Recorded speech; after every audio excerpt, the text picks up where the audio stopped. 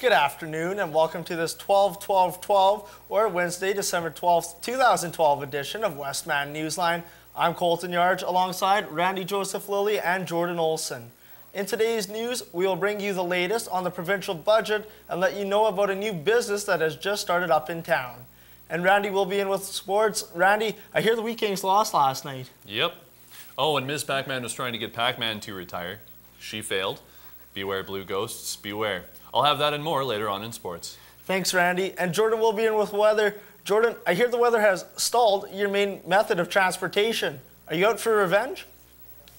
If I could figure out how to get revenge on Mother Nature, Colton, I would. But I'm sure she'd have something even meaner to throw back at me. Hopefully I'll be able to get my car started after the show.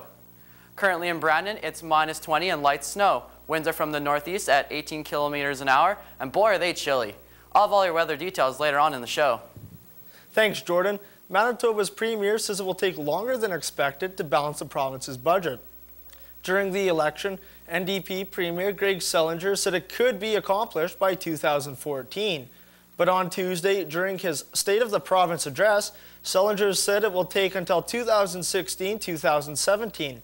Selinger said it has to do with global economic uncertainty.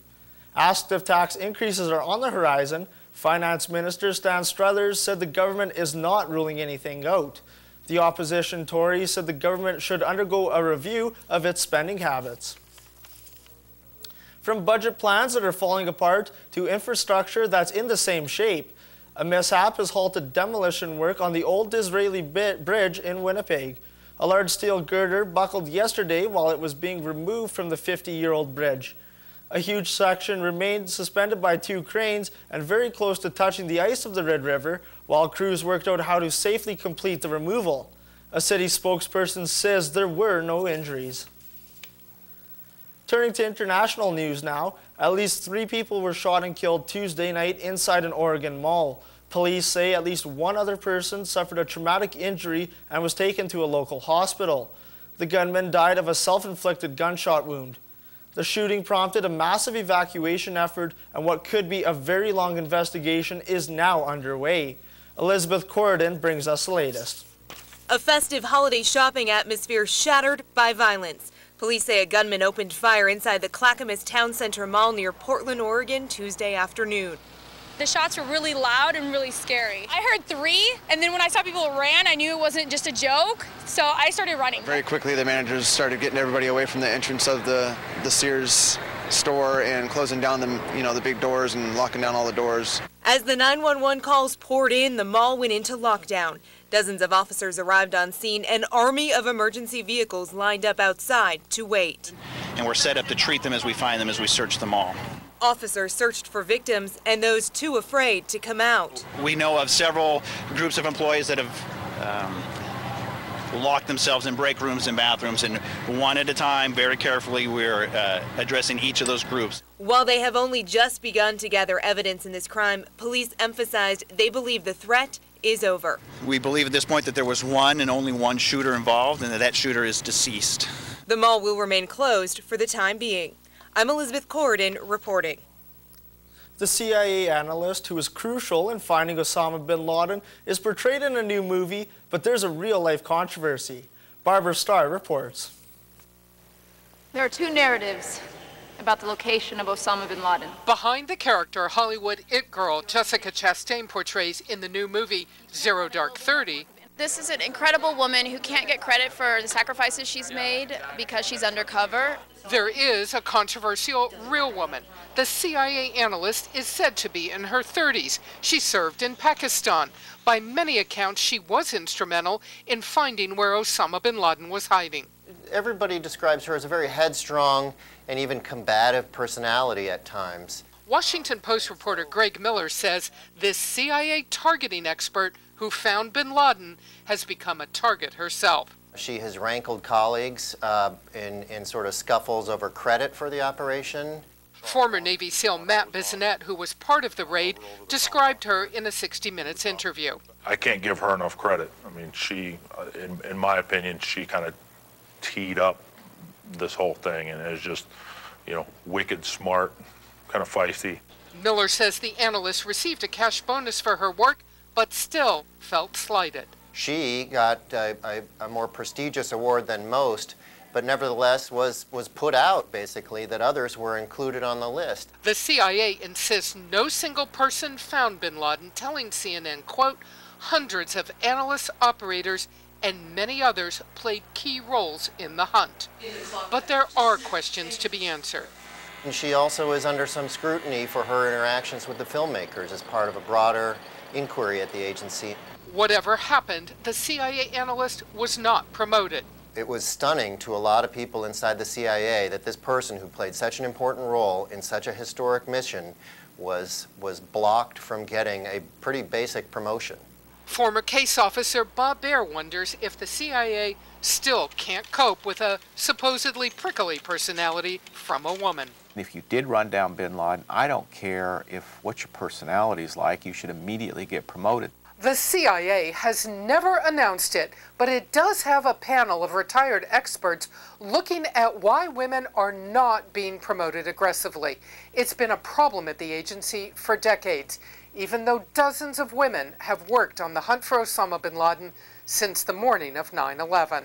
Barbara Starr, CNN, the Pentagon. And with that, let's take a look at where today's money markets are currently sitting.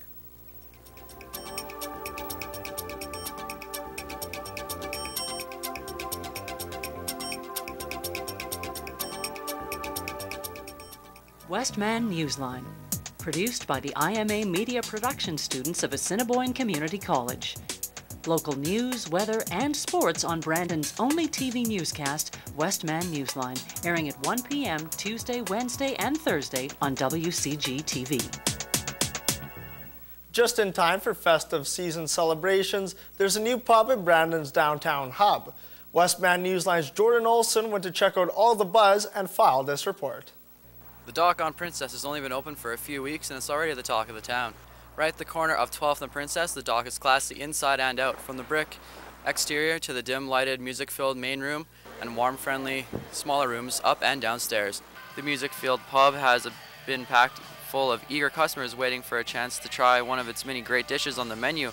Brooke Ward, a server at the dock, spoke about how she was liking the new place and what her favorites are. The dock burger is so good. It's like a plain sirloin patty, and then you have onion ring, cheese, bacon. It comes with your choice of side as well. There are still a few more additions that are in the works for this already booming place. Assistant Manager Jody Mead spoke to Westman Newsline about what to expect in the near future. Once the last of the installs are finished, we're going to leave it alone until spring, and then we'll take a look at the patio and kind of go from there.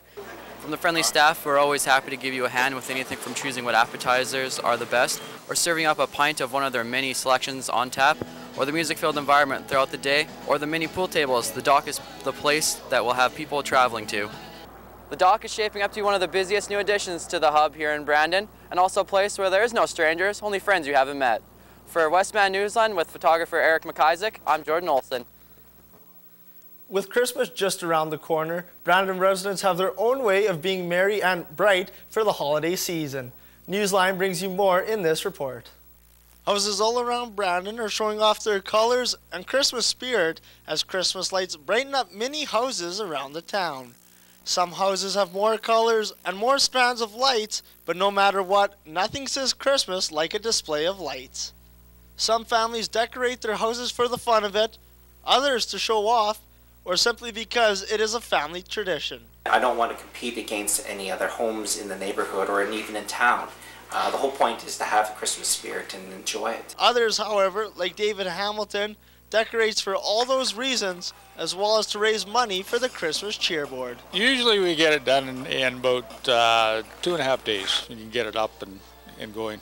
It gets to the point the more you add, the longer it takes. So the last 2 years we've added something every year, so it takes longer and longer. Hamilton has been running his Miracle off 34th Street for as long as he can remember at his house on Christie Bay. It's just the joy of people coming to see them, Spirit of Christmas.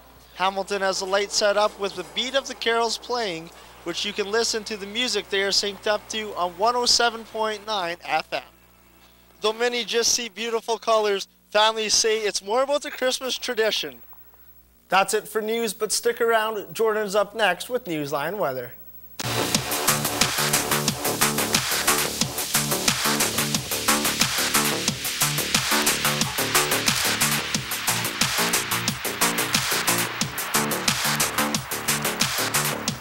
Good afternoon with Newsline weather. I'm Jordan Olson. As I mentioned before, those winds are menacing, but good news is on the way. They'll be diminishing soon. Currently in Brandon, it's -20 with light snow. The wind is from the northeast at 18 kilometers an hour, making it feel more like -30. The good news is, if we can call it that, is that this evening the wind will die down to 10 kilometers, but the cold will remain at -21, and with the wind, it'll feel more like -28. Overnight, we should see the temperature stay steady at -21, and the winds will pretty much disappear, although it'll feel like -25 out there. Turning to our radar image now, there's a small cell bringing some snow to the Russell area, but nothing threatening our area. We have enough of that already last night.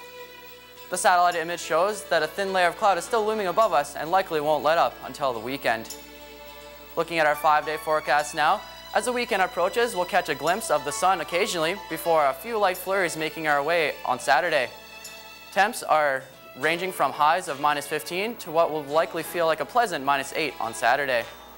Taking a look around the region, Winnipeg is in at -17, Portage at -19, Dauphin is also in at -19, Neepawa in at -20, Carberry at -21, Killarney is in at -20, Minnedosa is in at -21, and Verdun rounds us out at -19.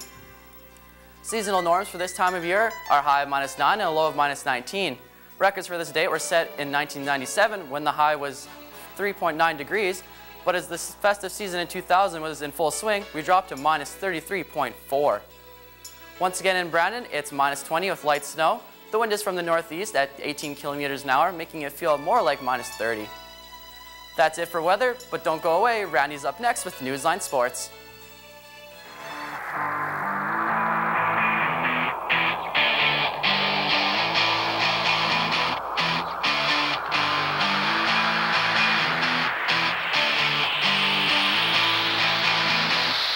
Good afternoon with Newsline Sports. I'm Randy Joseph Lilly.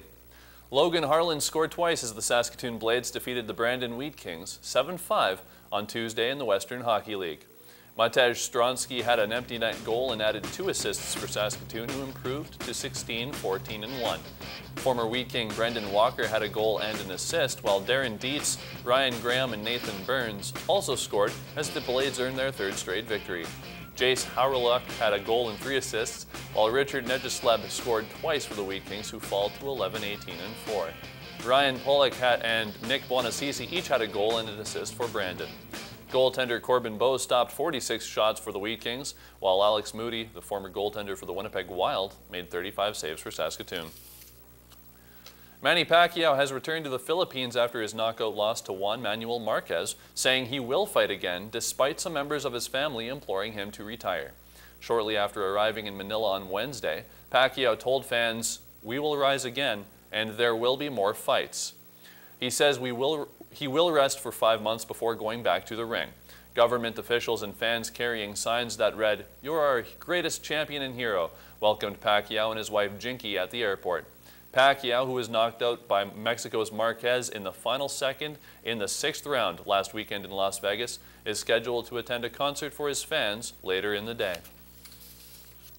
It looks like the New York Yankees have found a replacement for third baseman Alex Rodriguez while he recovers from hip surgery. Reports indicate free agent Kevin Youkilis has agreed to a 1-year deal worth $12 million US. Rodriguez is expected to miss at least the first half of next season. Youkilis is coming off the worst season of his major league career. And Colton, that's all for sports. Thanks, Randy, and that's all the time we have for you today. Be sure to join us again tomorrow for Brandon's only TV newscast, Westman Newsline.